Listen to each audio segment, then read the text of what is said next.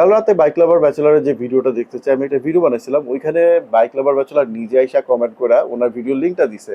তো ওই ভিডিওটা দেখার পরে আমি বুঝতে পারছি যে আমার কাল রাতের ভিডিওতে কেন মানুষ ব্যাড কমেন্ট করতেছিল। আসলে মানুষ আমাকে ভুল বুঝছে। বাইক লাভার ব্যাচেলার ওনার ভিডিওতে প্রথমে যাকে নিয়ে কথা বলছে, মানে কে দালাল ভাই ওয়ার্ডটা তৈরি করছে, তো কিছুক্ষণ প্রশংসা করার পরে উনি কিন্তু সম্পূর্ণ কথা শিফট হয়ে আরেকজনের উপর চলে গেছে। ওটা ছিল র্যান্ডম রিভিউ নামে একটা ইউটিউব চ্যানেল, যে খুব গালাগালি করে বাইক রিভিউ ভিডিও বানায়, তার উপরে কথাবার্তা বলছে। কিন্তু ভিউয়ার্স ভাবতেছে কি আমি হইতেছি র্যান্ডম রিভিউ বা ওই চ্যানেলের ওনার, এর জন্য ওনারা আমার ভিডিওতে এসে গালাগালি করতেছে। চলো তোমাদেরকে একটু ভাঙায় বুঝায় বলি। তো এই হইতেছে বাইক লাভার ব্যাচেলারের ভিডিওটা। তো চলো আপনাকে বলি যে এই জিনিসটা শুরু হয়েছিল কোথা থেকে।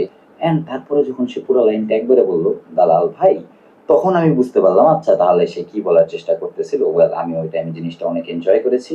এন্ড লোকটার সেন্স অফ হিউমার খুবই ভালো এবং খুবই সুন্দর ভ্যালিড কিছু পয়েন্ট দেখাইছিল যে লোকটাকে নিয়ে এসে কথা বলতেছে তার বিরুদ্ধে। এন্ড ওই টাইমে মানে আমিও সুন্দরভাবে জিনিসগুলো এনজয় করতেছিলাম। বাট উনি এ পর্যন্তই কথা বলছিল আমাকে নিয়ে, তারপরে উনি যাকে নিয়ে কথা বলা শুরু করে ওইটা আরেকজন, ওইটা আমি না, ওইটা হইতেছে গিয়া র্যান্ডম রিভিউ নামে একটা ইউটিউব চ্যানেল আছে, তার কথা বলছে। কিন্তু সমস্যা হচ্ছে এইখানে ওই র্যান্ডম রিভিউ ওনাকে নিয়ে হচ্ছে একটা ভিডিও বানাইছে, ওই ভিডিওটা আমিও দেখছি।